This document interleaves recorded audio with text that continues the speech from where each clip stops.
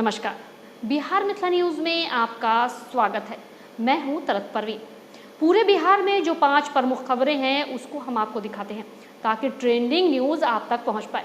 तो देखिए एक रिपोर्ट, बिहार के उन 5 राजनीतिक, आपराधिक और हर क्षेत्र से जुड़ी खबरें सिर्फ 5 मिनट में।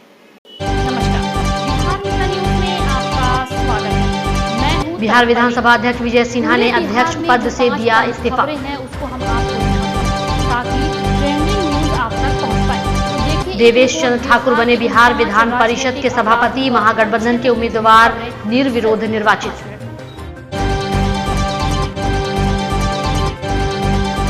बहुमत से पहले आरजेडी के सांसद, एमएलसी समेत कई नेताओं के घर सीबीआई रेड।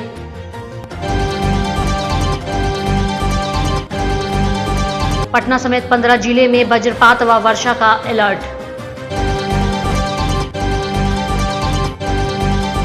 बिहार में शुरू होगा जाति जनगणना का कार्य, डिजिटल मोड में की जाएगी गणना।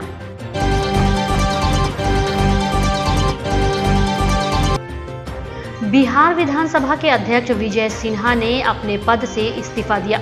बुधवार को विधानसभा की कार्रवाई शुरू होते ही अपनी बात को रखने के बाद विजय सिन्हा ने अध्यक्ष पद से इस्तीफा देने की घोषणा की। विजय सिन्हा ने कहा कि उन्हें बहुमत से सदन का अध्यक्ष चुना गया था। वर्तमान राजनीतिक हालत में बहुमत उनके पक्ष में नहीं है, इसलिए उन्होंने पद का त्याग कर दिया।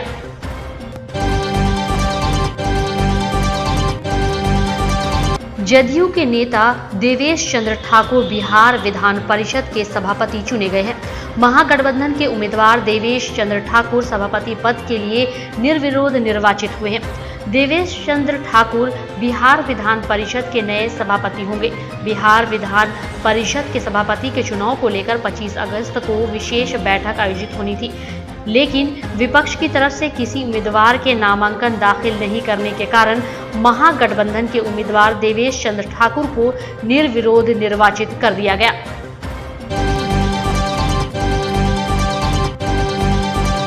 बिहार में नीतीश कुमार के नेतृत्व वाली महागठबंधन सरकार के फ्लोर टेस्ट से पहले सीबीआई ने कई आरजेडी नेताओं के ठिकाने पर छापेमारी की है। सीबीआई ने आरजेडी सांसद अशफाक करीम, फैयाज अहमद, एमएलसी सुनील सिंह और पूर्व एमएलसी सुबोध राय के घर पर छापा मारा है। बुधवार की सुबह सीबीआई की टीम पटना स्थित अशफाक करीम और सुनील सिंह के घर पर छापेमारी करने पहुंची। इसके अलावा फैयाज अहमद और सुबोध राय के आवास पर भी छापेमारी की खबर है। बताया जा रहा है कि कथित लैंड फॉर जॉब स्कैम में यह छापेमारी की जा रही है। सुनील सिंह और सुबोध राय आरजेडी सुप्रीमो लालू प्रसाद यादव के करीबी हैं। बता दें कि आज ही विधानसभा में नीतीश सरकार को बहुमत साबित करना है।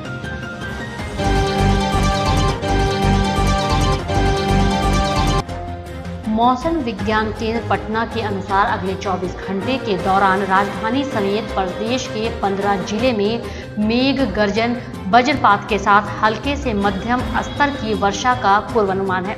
वहीं प्रदेश के जमुई व बांका जिला के 1 या 2 स्थानों पर भारी वर्षा की चेतावनी है। मौसम विज्ञान केंद्र की ओर से इन सब को लेकर के अलर्ट जारी किया गया है।